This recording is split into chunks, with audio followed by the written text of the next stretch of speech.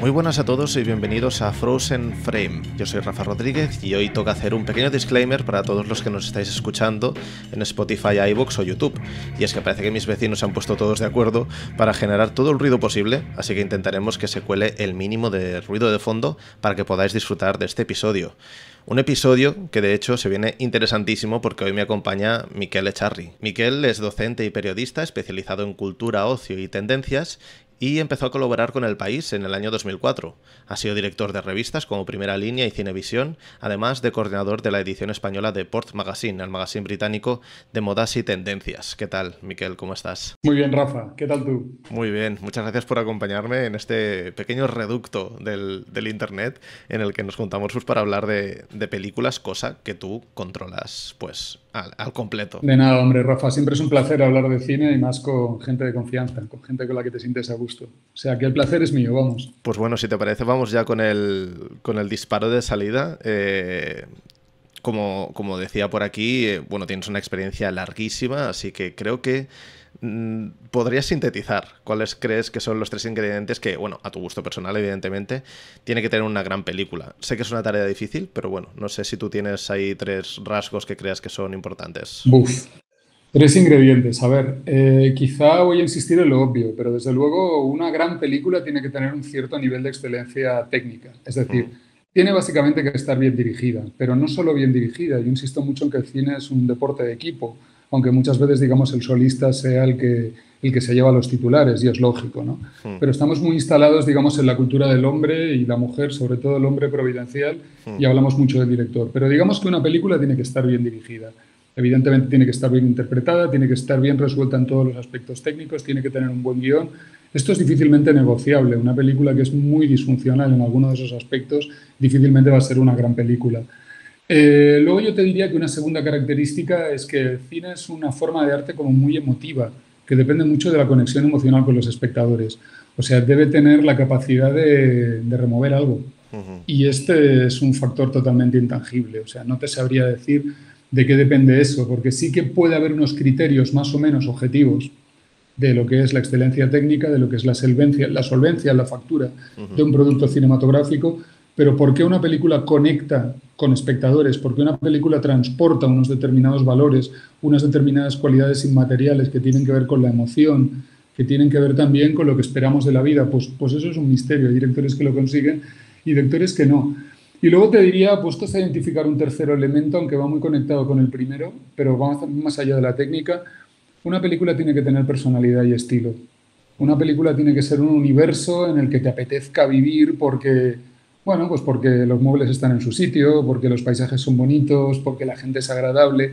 Una película tiene que tener ese tipo de cualidades que la hacen distinta, que le dan personalidad, que hacen que realmente pienses, bueno, mira, este es un universo de ficción en el que me están ofreciendo que viva durante 1 hora y media, 3 horas, 4 horas, o en el caso de una serie, 23 horas, y vale la pena que lo haga. Bueno, creo que esto ha sido muy largo, pero viene a ser eso. Bueno, se entiende perfectamente, ¿eh? Sí que la solvencia y la factura técnica es algo que, como dices tú, está o no está. Es cumplir con ciertos parámetros, pero yo me quedo sobre todo con el tema de la emoción, porque es algo como difícil de trabajar y que también puede venir por 2 vías, ¿no? Puede venir por la narración, por lo que te están explicando, pero también por la forma en la que te lo están explicando. Claro, fíjate que cuando digo emoción no quiero entrar en el sentido, digamos, restrictivo. El cine ha sido un arte de orientación populista, entonces ha buscado emociones, ha buscado una conexión emotiva con el espectador. Pero cuando hablo de emoción lo digo en un sentido amplio, también emociones intelectuales, el tipo de emoción que provoca el arte, que provoca, no sé, ver un cuadro, escuchar una pieza de música, leer un buen libro. El cine puede aspirar a ese tipo de emociones. Con esto no te quiero decir que haya emociones de 2 órdenes y que unas sean preferibles a la otra. Ya. O sea, digamos, las emociones más viscerales que tienen que ver con la narración, con la inmersión, con la empatía de los personajes, forman parte del cine y también son muy importantes. Pero te quiero decir que hay películas que aparentemente pueden parecer frías desde el punto de vista emocional, como las de Bresson, incluso, aunque yo no sería de esa opinión, se suele decir de las de Tarkovsky o de las de Bergman, pero eso no quiere decir que no proporcionen emociones muy genuinas y emociones muy intensas. Y el tema del estilo es un problema hasta cierto punto, ¿no? Para el cine por encargo. Ahora, con el tema de las plataformas también, como que técnicamente todo se está universalizando un poco en cuanto a ópticas, cámaras, aspectos técnicos que hacen que las películas se parezcan bastante, Ujú. pero siempre ha habido el cine por encargo, ¿no? La típica película que le ponen a Sí. un director. ¿Qué hacemos con esto? Porque ahí el estilo es una cosa complicada de encajar. Bueno, sobre esto siempre ha habido un equívoco. Hay películas supuestamente de encargo de grandes artesanos, lo que se suele decir la tradición de los grandes artesanos de Hollywood, que no por esto están en absoluto desprovistas de estilo. Me vienen a la mente las películas de Raoul Walsh. Las películas de Raoul Walsh, normalmente Walsh no elegía sus guiones, aunque sí que realmente le interesaban más unas temáticas que otras. Walsh era un artesano que se ponía en teoría al servicio del producto, al servicio de los actores y que, bueno, que ponía en juego una serie de competencias técnicas. Pero yo no creo que se pueda decir que el cine de Walsh no está provisto de estilo. Al contrario, hay estilo, hay mirada, hay una forma de asomarse al mundo, hay una forma de poner la cámara, que aunque pueda parecer convencional, siempre hay un trabajo de mirada, siempre hay un trabajo de elección, siempre hay una visión del mundo. Evidentemente que hay películas que son asépticas y que no tienen personalidad, que no tienen estilo, pero esto no creo que se deba tanto al hecho, ¿cómo decirlo? Directores calificados de artesanos tenían muchísimo talento, tenían muchísima personalidad y esa personalidad se veía en sus películas. Esto no tiene que ver tanto con la lógica de producción como que lo que un director es capaz de añadir a la ecuación. Y el caso de Walsh para mí es paradigmático. Y hay otros grandes directores en la historia del cine, desde Don Siegel a Frankenheimer, a los que se asigna un poco con alegría la etiqueta de artesano y que realmente eran autores en el sentido de que tenían un mundo propio, tenían una personalidad, tenían un estilo, eran capaces de crear una atmósfera y eran capaces de hacer películas suyas y de nadie más. Que en definitiva eso es el estilo. Tú tienes un estilo al hablar, tienes un estilo al andar y eso es algo intransferible, Rafa. Y a la hora de hacer cine el estilo se manifiesta creo yo que con mayor vehemencia que en otras actividades. Pero el estilo está. Bueno, y como la competencia técnica está o no está, sí. Hay gente que no tiene estilo. Exacto. Es que se entiende que parece que como que un autor o un artesano, como decías tú, tiene que crear desde cero la obra, como que tiene que ser un texto escrito suyo. Está muy vinculado, creo, la idea de que el artista o el máximo artista, digamos, en el cine es el director, guionista y, Sí. bueno, ya si eres un nivel Shenkaruz que te pasas todo y haces la música y lo haces absolutamente todo, eso ya se escapa de la ecuación, pero que parece que un director que no escribe sus películas, como Alfred Hitchcock, no puede tener el estatus de otros que sí que están en los dos lados del muro, ¿no? Es un poco raro eso. Bueno, esto, como digo a veces en mis clases, es consecuencia, quizá una consecuencia perversa de una revolución que tuvo éxito, que es la revolución del paradigma de la nueva crítica a mediados de los años 50, que trajo los cines modernos, que trajo la Nouvelle Vague, que trajo el free cinema británico.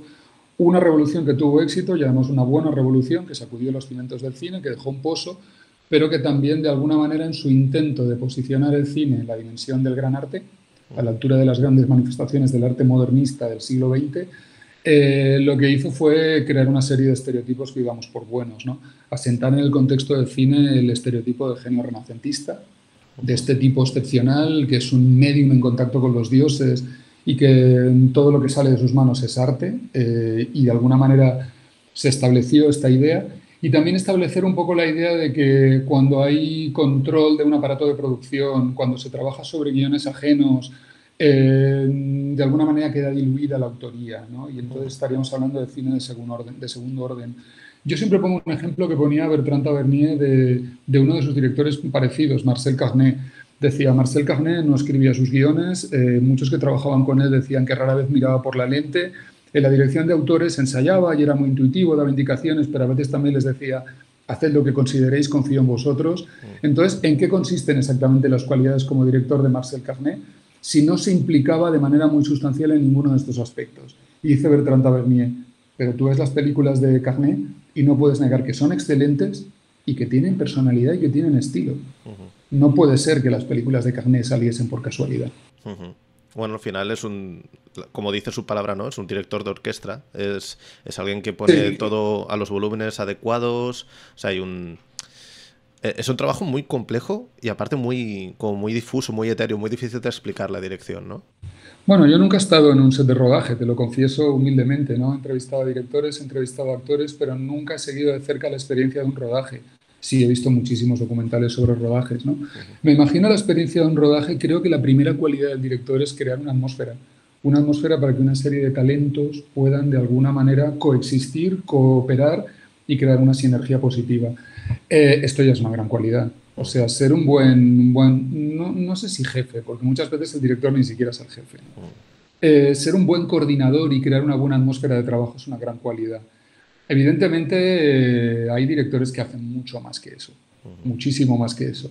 Y hay directores que llegan a la dirección con un mundo propio, con la mirada cargada de referentes cinematográficos y de referentes de la vida.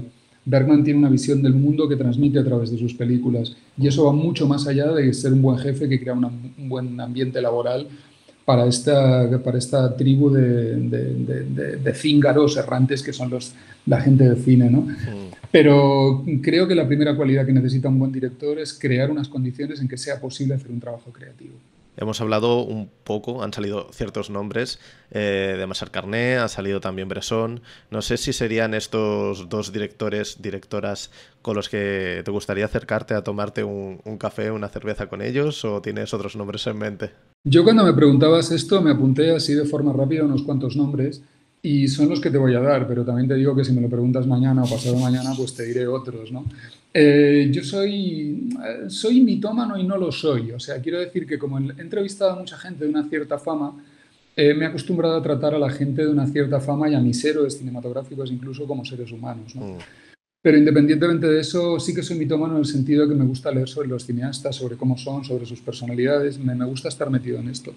Entonces realmente me gustaría compartir un café y puede que una cena, aunque ya no es posible, por desgracia, con Agnès Varda, que me parece una de las personalidades más interesantes sobre el cine que ha dado el cine. El otro día leía sobre ella que se arruinó prácticamente con su primera película porque creó una especie de régimen de cooperativa porque su preocupación era que todo el mundo, una película independiente como La Pointe, todo el mundo cobrase dignamente, todo el mundo se sintiese a gusto, todo el mundo se sintiese tratado como parte de un esfuerzo creativo colectivo. Y se arruinó. Se arruinó y tuvo que hacer su segunda película, Leo de 5 a 7, que es magnífica, con mucho menos dinero y aceptando muchas más restricciones. Y aparcando un poco de ese idealismo que nunca aparcó del todo. Agnès Varda me interesa muchísimo porque creo que es una mujer en la que conviven dos de los aspectos de la modernidad. Por un lado, era una fotógrafa de moda que tenía muy buen gusto, que tenía mucha sensibilidad para el encuadre, que era muy moderna estéticamente, pero por otro lado era una mujer muy comprometida con su tiempo, muy idealista, muy de izquierdas, muy comprometida siempre con los más humildes, por lo cual el suyo era un izquierdismo evolutivo, ¿no? No como el de Godard, que, bueno, en fin, es otro tema, ¿no? El izquierdismo de Godard yo no sé ni siquiera existió. Pero en Varda había un compromiso social muy coherente que la llevó hacia unas ideas de izquierda evolutivas a lo largo. Me gustaría hablar con ella de eso. Yo creo que ella sintetiza esas dos almas de la modernidad. Por un lado, el vanguardismo formal y por otro lado, el compromiso con la realidad. Y yo siempre le digo a mis alumnos que de alguna manera la modernidad es un equilibrio dinámico entre estos dos polos. Entre una voluntad de ruptura formal, también en términos, digamos, de elevar el cine a la condición de arte y por otro lado, una ruptura social en términos generacionales que en consecuencia busca la autenticidad y convertir el cine en un arma de transformación política. Pero aparte de eso, con Varda me gustaría hablar, es que Varda es una mujer que tenía una visión del mundo maravillosa.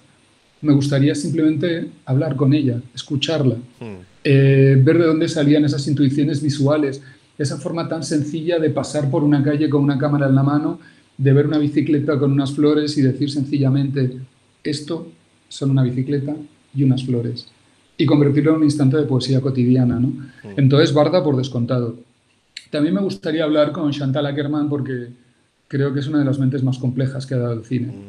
Y me gustaría entender sus procesos mentales. El otro día estaba viendo una de sus películas, quizá no la que tiene la mejor reputación, La Rendezvous d'Anne, que me parece... Yo la estaba analizando, la estaba más analizando que disfrutando, ya la disfruté en su día, ¿no? Y todas las decisiones cinematográficas que toma Akerman me parecen exactas, me parecen correctas, me parecen idóneas, pero también me intrigan.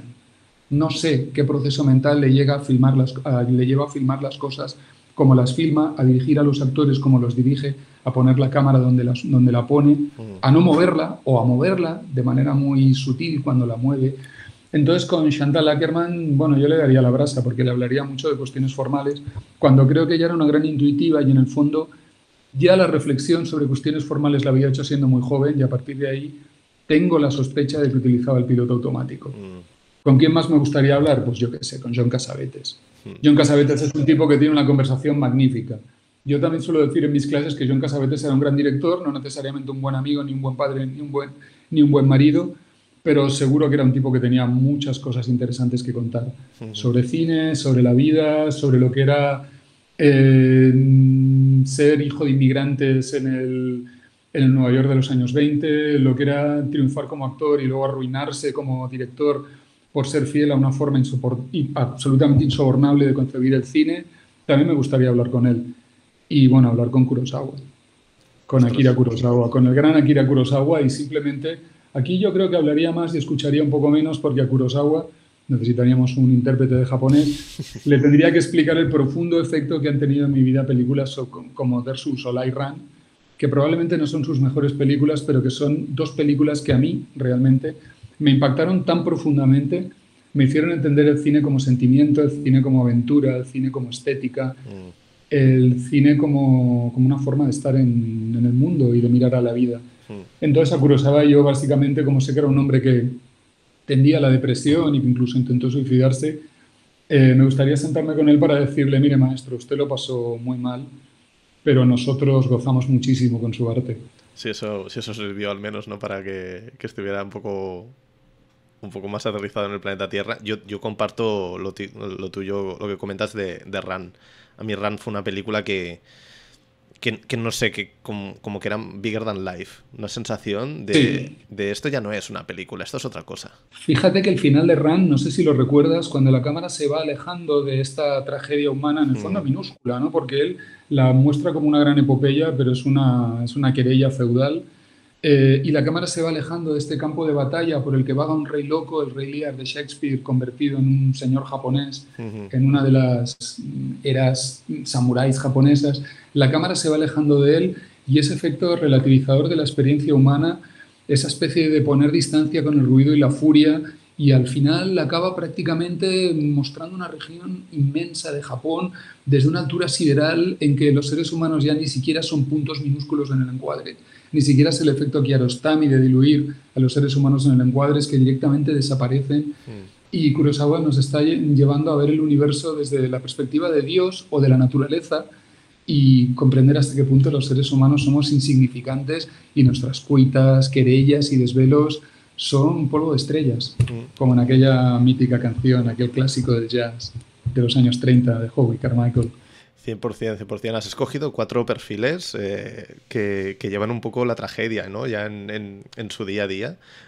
Mm, No sé si para ti es algo, no importante, pero sí que a veces los directores y las directoras que están como más perjudicados emocionalmente o que han pasado, depende qué dramas a nivel vital, se trasladan mucho a su cine y no creo que sea indispensable para hablar de ciertos temas, pero sí que es verdad que se filtra mucho de todos estos directores y directoras que has comentado su propia vida. En el caso de Cassavetes es como sí, más que evidente y Ackerman también es un ejemplo muy claro, ¿no? fíjate que Ackerman sí que es una figura trágica, Kurosawa era un depresivo, por lo cual, aunque su cine sea vitalista y humanista, él era un depresivo. Mm, Pero en el caso concreto, Cassavetes no sé cómo era, aparte de un alcohólico.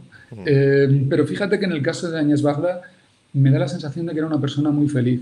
mm, Tuvo su cuota de desgracias, incluso de grandes desgracias, como la pérdida de su marido, pero fíjate que qué persona llega a los 92 años sin tener su cuota importante de desgracias. mm, Y siempre tuvo una actitud vital hacia la vida. Incluso cuando Áñez Bagda, en una de sus últimas películas, habla de morir, dice, bueno, es que me tienen que volver a graduar la vista, me van a tener que poner una dioptría más, me da tanta pereza que prefiero morirme. mm, Y le dicen, pero Añez, ¿cómo te vas a morir? Pero y ella dice, no, pero si lo digo, es que me tengo que morir algún día. Y oye, ya me toca, ya soy muy mayor, pero lo dice con una alegría, con una sencillez, con un vitalismo que recuerda esa frase de Hegel, ¿no? Que Hegel dice que lo único que le da valor a la vida es el hecho de que somos mortales. mm, Si no fuésemos mortales, la vida no tendría ningún valor. mm.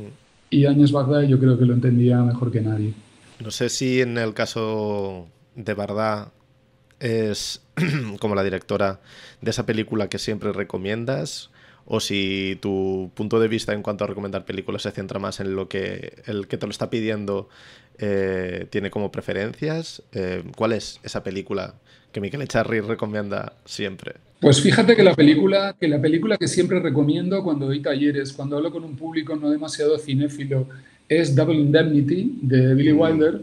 Y la recomiendo porque, bueno, porque me pesa mucho la frase de Wim Wenders en un coloquio en una universidad en que decía que el cine clásico es una lengua muerta, ¿no? mm, Esa frase que Susan Sontag atribuía al elitismo de Wim Wenders, ¿no? Susan Sontag decía, Wim Wenders dice que el cine clásico es una ciencia, es una lengua muerta porque se siente parte de una élite que domina todavía esa lengua, pero cree que el común de los mortales, la masa aborregada desde el punto de vista de un elitista como Wenders, no lo entiende.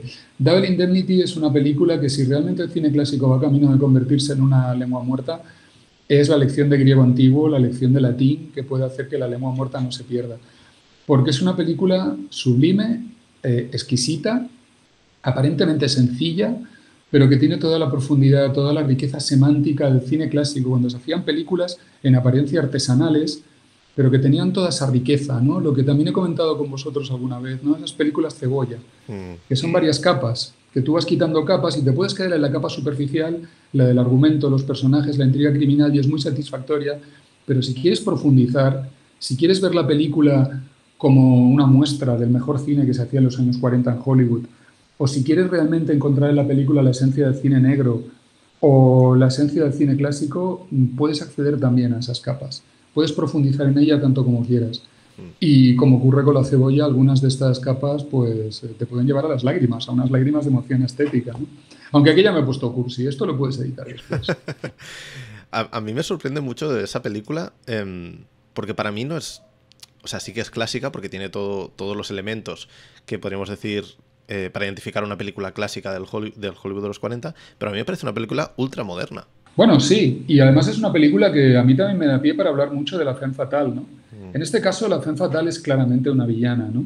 Pero, de hecho, es solo uno de los aspectos de la femme fatale. Y también la femme fatale, desde un punto de vista de género, es un personaje muy rico, mm, porque realmente todo el mundo que ve esta película considera que el comportamiento realmente aborrecible, el detonante del mal, es el personaje de Barbara Stanwyck y tiende a exonerar al personaje de Fred McMurray, que en el fondo es el verdadero villano de la película. mm, Que es el verdadero villano de la película porque no tiene una agenda que vaya más allá de la lujuria y sobre todo de la sed de lucro. En cambio, en el caso de Barbara Stanwyck, intuimos emociones, aunque sean perversas, mucho más genuinas y mucho más puras. Es un personaje mucho más complejo. Y también lo vemos una revista social en un universo en que las mujeres tienen pocas posibilidades de abrirse paso en un universo material. O mm, sea que de alguna manera, sin exonerarla en absoluto, el personaje de Barbara Stanwyck es mucho menos villana y es mucho más rico y mucho más poliédrico que el de Fred McMurray, pero la película la vemos desde un punto de vista masculino y mm, tendemos a exonerar a ese pobre hombre arrastrado por una mala mujer, ¿no? mm. Mala mujer, como en la canción de Zetangana, ¿no? Que me has dejado cicatrices con tus uñas de gel, ¿no? Pues eso.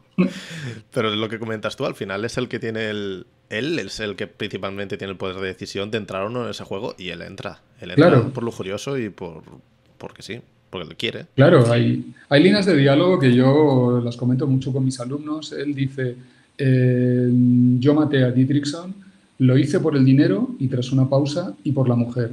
Su Mm, orden de prioridades queda muy claro. En cambio, hay un momento, y esto es un spoiler en toda regla, lo puedes editar si consideras, hay un momento en que Barbara Stanwyck le confiesa su amor en una película en que todos son impostores, en que todos son farsantes, en que todos son mentirosos. Parece que el personaje de Barbara Stanwyck en aquel momento se despoja de la careta y por razones que ciertamente no comprendemos, porque para mí el personaje de Freeman Murray carece de todo encanto, mm. le acaba confesando que los sentimientos hacia él son genuinos. Es una película que yo cuando la vi, que la vi justo este año durante tus clases, me podía creer que me venía a la cabeza The Artist, que no tiene nada que ver. Me venía a la mente esa película, porque si me dices que esta película es como una especie de homenaje que se ha rodado hace 15 años, me lo puedo creer perfectamente. Sí, bueno, por los aspectos, quizá tenemos una imagen un poco fosilizada de cómo era en términos de modernidad la sociedad estadounidense en los años inmediatamente posteriores a la Segunda Guerra Mundial. Mm, A mí que me interesa mucho la historia de la cultura, ahora por ejemplo me estoy leyendo Me estoy leyendo una historia del pop de un buen autor, Peter Doggett, y antes me he leído una historia del jazz y tal. Y digamos el crisol de influencias culturales que era el Estados Unidos del final de la Segunda Guerra Mundial me parece absolutamente fascinante. Billy Wilder lo retrata como una sociedad eminentemente materialista, pero era una sociedad en que, aparte del afán de lucro y de esta corrupción moral que lleva el dinero, estaban ocurriendo cosas muy importantes. Estaban emergiendo nuevos arquetipos de mujer, nuevas relaciones de género. Digamos que la Segunda Guerra Mundial había creado también, había trasladado un poco el terreno de juego en la lucha de clases en Estados Unidos. Por ejemplo, los afroamericanos habían tenido la posibilidad tanto de combatir en el ejército de Estados Unidos y ser tratados como seres humanos en Europa, que muchos lo dijeron al volver, como los que se quedaron en casa de desarrollar trabajos para blancos. Lo mismo con las mujeres, hay películas incluso sobre eso, ¿no? Como las mujeres se hicieron ligas deportivas femeninas, las cantantes solistas cogieron más protagonismo en las big bands, algunos trabajos reservados a hombres, como las fábricas, se abrieron a las mujeres. Eso creó una fractura en la sociedad americana que se recondujo en un sentido conservador años después, pero que en la época de Double Indemnity, entre 1942 y 1949 aproximadamente, estaba muy abierta. Era una sociedad en transición a algo distinto y que además venía de una crisis económica tremendamente feroz y de una prosperidad apoyada en gran parte por el esfuerzo bélico. Ese, también desde ese punto de vista, sociológico, Double Indemnity es una película interesantísima, interesantísima. Aunque Billy Wilder, como europeo comprometido con la refinada cultura europea que por otro lado había llevado al Holocausto y a la Segunda Guerra Mundial, pues Billy Wilder consideraba que la de Estados Unidos era en gran medida una sociedad fascinante, muy interesante, pero también vacua, obsesionada por el dinero y moralmente corrompida, ¿no? En parte porque, como todos los inmigrantes, idealizaba su patria, el lugar que tuvo que abandonar. Y yo creo que eso se filtra muy bien en la película, sobre todo ese reflejo o esa representación que tenía en la mente Billy Wilder, de gente avariciosa, lujuriosa, completamente amorales. Exacto, exacto. Completamente amorales, pero además genuinamente humanos. Porque una de las cosas realmente interesantes de esta película es cómo Billy Wilder construye personajes muy complejos a partir de lo que aparentemente son estereotipos. Estereotipos ya que estaban bastante condensados. En torno a 1942, claro, la gente dice que las primeras películas de cine negro son muy poco anteriores a Double Indemnity. Sí, pero ya había muchas. Y además estaba la novela negra, y además estaba el realismo poético francés de preguerra, y además estaban las películas de gángsters americanas de preguerra. De alguna manera eran arquetipos ya explotados en la ficción y explotados en la pantalla. Son arquetipos, pero al mismo tiempo son muy ricos. Son muy ricos y son muy poliédricos, son muy complejos. Y también están interpretados por grandes intérpretes, sobre todo Barbara Stanwyck, que es una de las grandes de la historia del cine, y que yo, cuando vemos fragmentos de esta película, pido a mis alumnos que se fijen mucho en la interpretación de Barbara Stanwyck, que es totalmente funcional, está al servicio de la narración, hay momentos que están incluso un poco teatralizados, con un momento, no sé si lo recordarás, en que ella hace una parte y la cámara la acompaña y ella se queda en una zona de sombra y mientras él está hablando ella está empezando a maquinar, incluso mueve las manos de una manera que da a entender actividad, digamos, cogitación intensa. Yo les digo a mis alumnos, vale, aquí hay una manera un tanto tópica de representar desde el punto de vista de la interpretación una idea compleja, pero olvidaos por un momento de lo que está haciendo Barbara Stanwyck y fijaos en cómo lo está haciendo. Fijaos en cómo lo está haciendo, no en la función dentro del guión y dentro del arco narrativo que tienen sus acciones, sino en cómo las ejecuta. Y ahí veréis al ser humano con una enorme intuición y una enorme técnica al servicio de una creación cinematográfica como es una interpretación. Yo creo que si alguien no ha visto la película, la has vendido de una forma excelente. Bueno, porque la habré visto unas 60 veces y no exagero. No son pocas. Sobre todo porque la he visto con muchos alumnos a lo largo de muchos años y bueno, siempre hay algún comentario que me sorprende, siempre hay algún momento en que alguien me dice, a veces incurriendo un poco en el riesgo de sobreinterpretar, ¿no? Pero esa sombra que se proyecta a ti, allí no crees que podría querer decir. Y bueno, mi respuesta casi siempre es tal vez. Tal vez. O sea, Billy Wilder, al mismo tiempo que construía un campo semántico extraordinariamente rico, sugerente y complejo, también podía dejar cabos sueltos. También podía sugerir cosas que tienen que ver más con la parte de la recepción del fenómeno artístico. Pero bueno, nos estamos extendiendo mucho. Yo os diría que veáis Double Indemnity, traducida al castellano, bueno, no traducida, sino rebautizada como Perdición, y una de las grandes películas de un gran director, Billy Wilder, y para mí una de las cumbres del cine negro. Pues yo creo que no hay mejor manera de terminar que ahora mismo con Perdición. Es una película fantástica y es un placer, como siempre, escucharte, Miquel. Podría estar aquí 12 horas, pero el tiempo apremia. Estamos en los 30 minutos, hemos cumplido. Si estiramos más, creo que ya aquí nos cierran el bar. Gracias a ti, Rafa. Ya sabes que yo soy muy plasta. A mí, si me das cuerda, puedo estar hablando bajo el agua durante años. O sea que limitarnos a media hora me parece una higiene más que razonable. Gracias, Rafa. Ha sido un placer. Muchas gracias a ti, Miquel, y muchas gracias a todos aquellos que nos escucháis en Spotify, en iVoox, en YouTube. Espero que hayáis disfrutado de este programa maravilloso y nos vemos en el siguiente. Que vaya muy bien. Hasta luego.